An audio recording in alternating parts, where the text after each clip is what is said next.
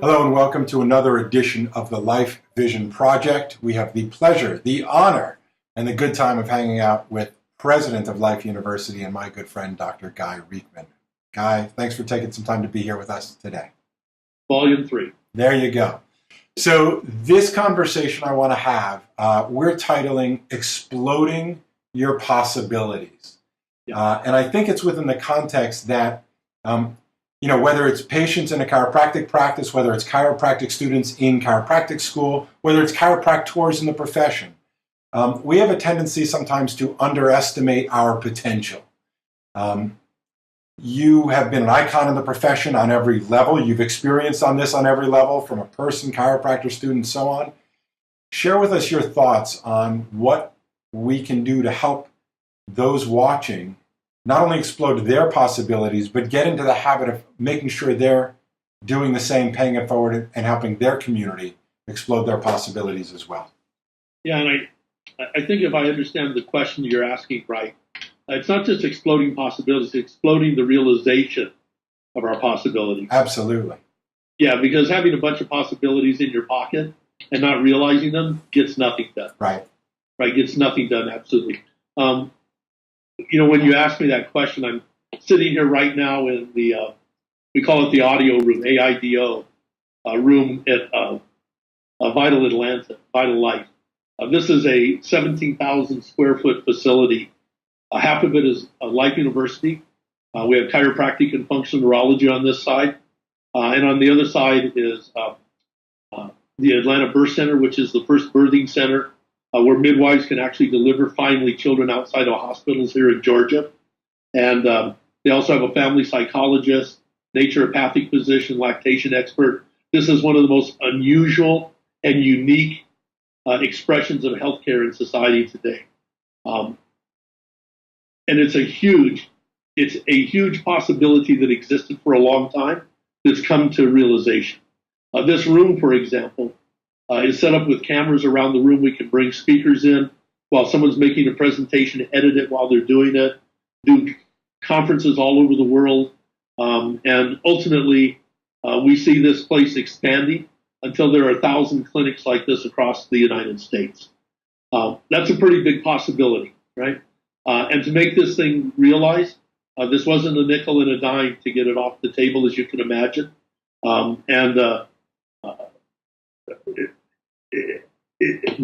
The vision of it is so far ahead that the reality of it has to catch up, and that's what we come to work every day and do. So the question is, how do you get there, right? Because this didn't happen. This wasn't the first rodeo we went to, right? This is the culmination of the next step. It's part of the next step and the next step and the next step. And if you're getting out of school right now or just getting into school, this may seem like a far way away in doing it. So let me make a couple of comments. We talked earlier in the first volume of this about life vision, right? Having a vision that you're committed to and you're clear. Like mine was, how do I change the world? And I'm going to use healthcare as my mechanism to do that, and specifically chiropractic within that healthcare system. I've had that, like I said, since the 1960s. Nothing's changed for me except the resources and the environments that I get to do it in, and the people I get to talk to about doing it. Back then, I talked to a friend in the dorm where I live. Now I get to talk to Tom Harkin in Washington, D.C. about policy to do it. But it's the same story, right? It's the same gig. It's just different resources. And someone might say, well, great, I have this great vision. Well, how do I get the resources? And we talked in the last volume about, well, you better be clear in your vision. You better be committed. You better get up and go to work every day and work really, really hard, because it doesn't just roll to you because the universe thinks you're a good person. So what I probably would add to all of that then in this particular scenario is people think, and they've asked me, well, what are your goals? And I have to tell you, I've never been a goal setter. I have some things I want to accomplish this week. I have some things I want to get done this year, but not really in the classic terms of setting goals, getting up, reviewing them, being on the path, having affirmation about those goals. In fact, to be honest with you, I found that they take me off path. The reason being is you're always setting goals from your current reality and consciousness, from what you can currently see in the world. And which is great. You should start into that path, based on your vision. But then all of a sudden I find myself in a different environment. And I realize that there are other opportunities through different doors that I couldn't even see when I got started. Does that make sense? Totally.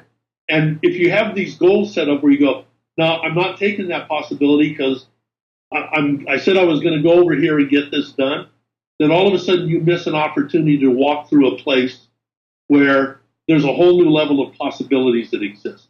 And when you step into that, yeah, you have some things you want to get done in it, but you better be looking because another door that you didn't see is going to open up. And so you have to have the freedom, you have to have the stability of a vision so you don't get off course. But then you have to have the willingness to give up what you've been working on and walk through a door that has no guarantee of opportunity or possibility because it looks like that's the opening that the universe is taking you in at that particular moment. So for me, for example, I was in practice and getting my practice rolling and had built the practice to 100 patients a day, which is an upper cervical practice, a really dynamic practice. And all of a sudden I got a call from Tom Gilardi and said, why don't you give it up and come teach at Sherman for $14,000 a year? Reggie had to leave the institution. We need a philosophy instructor. Can you be down here in 2 months? And you just go, do I give up a practice and go teach for $14,000 a year? Right? There's no plan in that.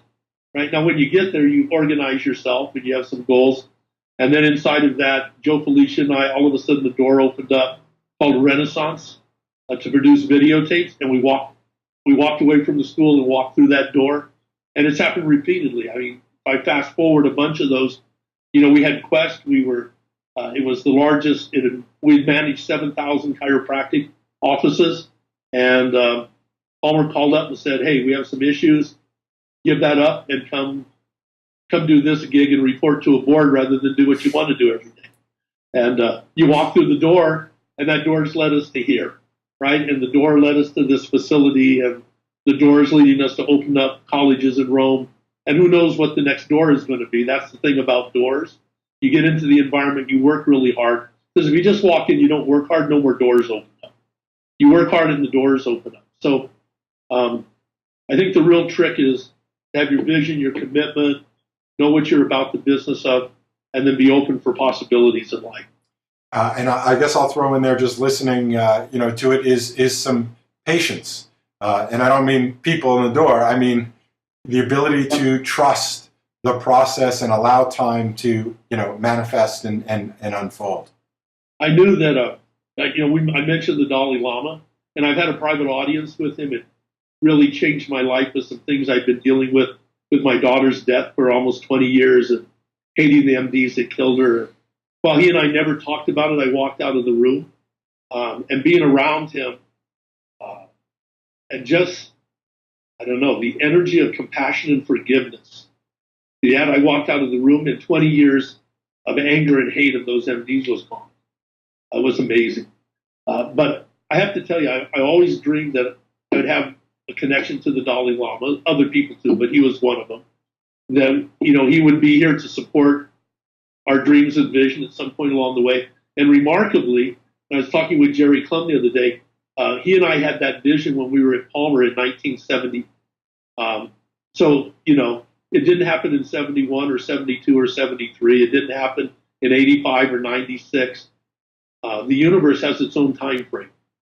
And principle 7, right? All processes time. So you hang on to them, right? And you put them in your brain, and the universe goes to work on them. And when you're right, then the universe lets you participate in it. I love it. I need to, just take a moment, because I don't think many people yet know what I do know about what you've been working on, what you've built, where you are, for example, right now. We did an entire tour of what really is, and I'm thank you for making the connection. That really is literally the birth center, so people learn about how to explode their possibility from, I'll say, even prenatal care, let alone birth. To come into the world with that perspective, that attitude, and that true, not just a nice slogan of possibilities, but the reality of coming in subluxation free with the right philosophy, right understanding, right trust in the universe for the miracle that it really is. And sitting down with spreadsheets to determine, is this the best, will we get the best ROI on this, or should we invest in the stock market? You might come up with better financial investments for your ROI, but you're following your principle, you're following your purpose, you're following your vision, because that's the process, that's the game. It's I think very similar. There's chiropractors that know how to make an adjustment and allow nature to unfold and allow the process to take place, and there's others that are just constantly struggling, racking their brains on how do I get the right adjustments so that I can affect the change I want to see. And it just tends not to work necessarily that way. Your courage and your just example of your life to follow and live this, say life vision, lasting purpose type lifestyle has been inspiring to hundreds of thousands, if not millions, around the world. Well, and then but thank you. And then there's the part about actualization of that. I don't think there's a principled chiropractor in the world that hasn't at some time or another early in their career, probably in chiropractic school, said, gosh, we need to have a chiropractor at every birth of every child. Right. We're doing that. At this place, every child that's born at the Atlanta Birth Center on that half of the building has a chiropractor there checking the mom and the child during labor and at the birth process, unless they refuse, which is rare, right? So a couple of things, I don't know, I'm not a formula person, but I'm an observation person about certain things that have to be in place for things to happen. One of them is, and this has always been easy for me, I have a real easy time visualizing the future. In fact, sometimes I have a hard time staying in the present. They said that Bucky Fuller, when he came up with an idea, that he was 12 years ahead of the project, that in his mind, the project was already done, even though they weren't going to see the brick and mortar for 12 years. They say Disney was 4 years ahead of time. Like, it was all done in his brain, and he would talk to people as if it was a completed project, even though no one had even put a budget together yet. You follow me? But it was done. And for me, that's been easy for me. I think it had to do with, like any part of our brain, if you exercise it, you develop that part of your brain. And for me, I grew up on a farm, and I get done with my chores every day, and I'd get on my horse, and I'd be by myself out in the New Mexico plains in the desert with nothing to do but think and fantasize and visualize and, all those things that you do when you're out there and you have nothing to do riding around on a horse. And I think I actually overdeveloped that area of my brain. And it gets me in trouble sometimes because I propose things and people are going, but where's the money going to come from? They get scared and those kinds of things. So that's the first thing. You've got to have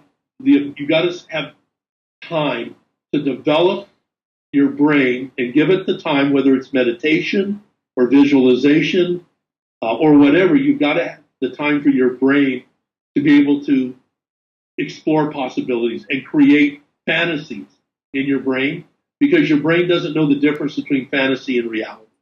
And there are great programs like Joe Dispenza's stuff. It's a great program to go and begin to explore that possibility and understand the neurology of it. The second thing for me, and I didn't think we were going to do this, but the second thing for me is you need to be around people that support it, can feed it, can challenge it at times. You follow? And then the third thing is you need to realize your limitations and put people around you that can take care of the parts you can't take care of.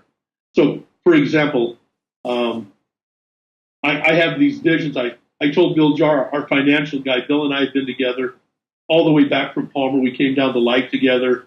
He makes sure that the money works for all these crazy things we come up with. And we have so many projects going on right now in China and Rome and the birth center and new programs at the school and just the prison program, all this stuff going on. And I told Bill, it got a little overwhelming. I was at the Christmas party this year, and Bill had let his hair down a little bit. And I said to him, hey, Bill, you know what? Maybe we should take 1 year off from any new projects.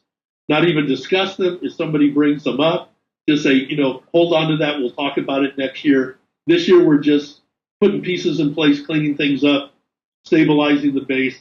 And Bill's comment to me was, he goes, I'd be happy if it was every other month, right? Forget a whole year.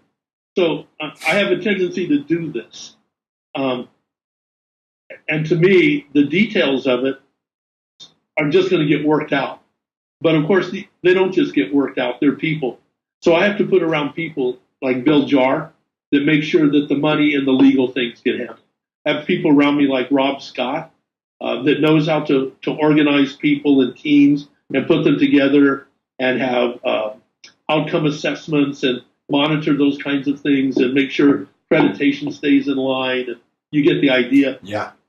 Anybody that thinks they can do all of that, or I had a friend that thought he was a front guy leadership. He wasn't. He was the guy behind the scenes that made things work.